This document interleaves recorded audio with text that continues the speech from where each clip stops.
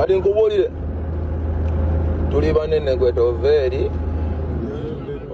Palaso avuddeyo n'akakasa ku bigenda mu maaso ku muganda we Makati awo kosate n'omuyimbi munanga ate Abyenisikini byengenda okubeera nga nkutuusaako ko maaso awo ku side y'emu mutabani wa Chameleone Abba Makasi kye yeekola muganda wange wali mu USA ne girlfriend we munanga ate Tabbu yennyini eside eno ate nga TikToker CB Toka avuddeyo munange wali n'omu Nigeria comedian Emmanuela okuva ali munanga ati Nigeria kakati nno biri mu kutambula nti nno alabika okubanga ali mu datinga eside eno actually byengenda okubeera nga nkutuusaako maaso awo kakasa nti nno video ogilikinga kosate n'okusubscribinga kasita obeera nga tonaba bampitejamina nti nsinza kujamina nti yogi mu byonna kansuke munanga ate nkutandise n'obubaka obuli mu gettinga viral ku mukutu ogwa TikTok obw'omuyimbi munanga ate Palaso avuddeyo ku mulundi guno abadde ali mu kakasa eside eno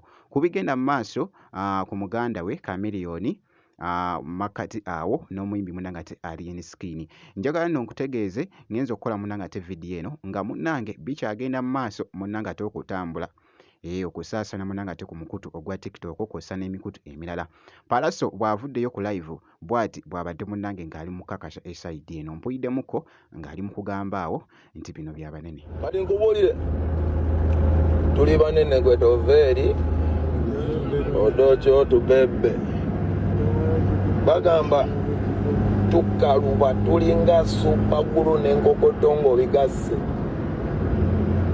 We are as tough as super glue and concrete combined. We are sicker than AIDS and cancer combined. We are a deadly wish, dangerous disease. Musically fit, lyrically fit, physically fit. We have been scouts since P1. The motto was be prepared. When we grew up, the hustlers anthem kicked through. Bwatyo nno munanga ate omuyimbi Palaso bwakyakakasa eside eyo jjukira nti nno ffe tuliwo wano munanga ate okubeera nga tukutegeeza ebigenda mu maaso munanga ate ku selebu wo eside eyo nkebeddeko ku Dr. Jose Chameleone. Dr. Jose Chameleone abaddeko ko mu katambi kano akabadde kafuuse ettabbu actually nga kali mu kwogeza abamu obwama eside eno abadde ali munanga ate ku byankatika.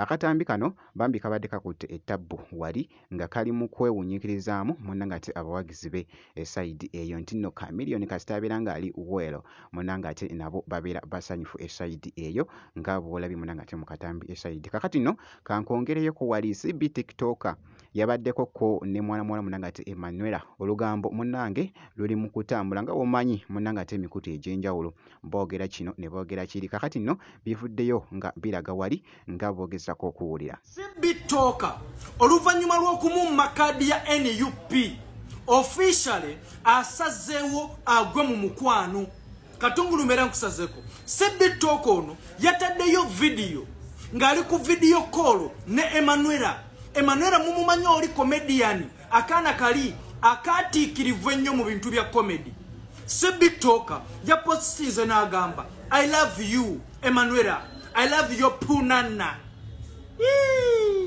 Emmanuela ne bambi ne yeekoza bwati ng'alaga ali mu mukwano Sibimba nduddo mulabanga asimayiringa bukyanga bamu makadi ya NUP naye Sibyasese kino sikirabanga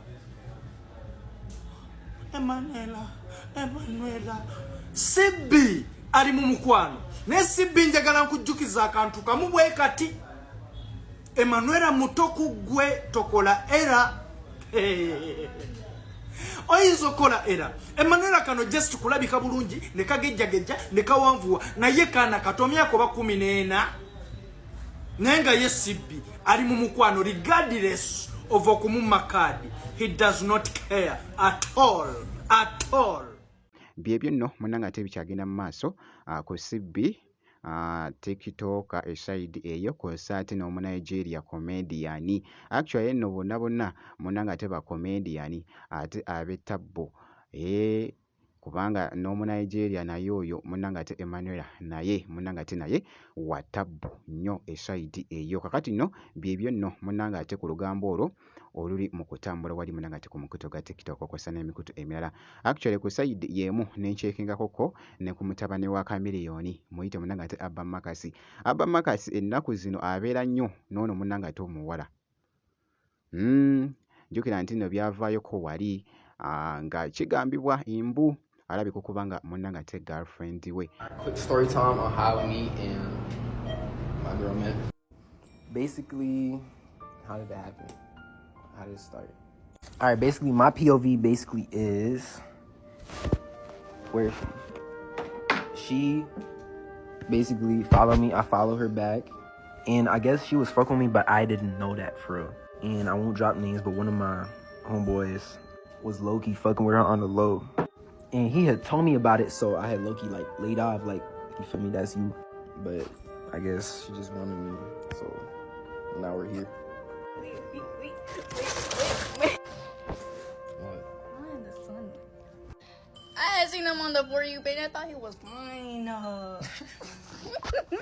Ebiseera ebisinga nti nno Abba Makasi atera nnyo okukola munanga ate challenge, atera nnyo muteekamu girlfriend we agambibwa eside nga bw'ogezaako okulaba embeera bw'etyo munanga ate leero bwe babaddeko ko Samoya nga bw'ogezaako okulaba. I didn't check the price.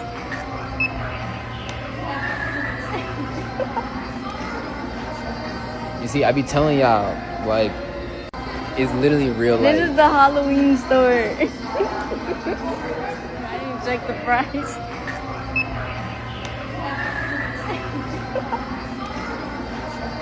You see, I be telling y'all, like, it's literally real life. This is the Halloween store. I didn't check the price.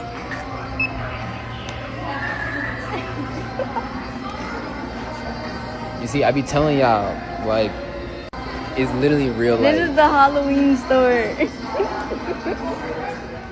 Bw'atyo nno munanga ate Abba Makasi walabiseeko munanga ate mu katambi eside eyo n'ebyo munanga ate biri mu kutambula eside gwe kakasa nti no subscribinga kosa ate n'okulakinga video.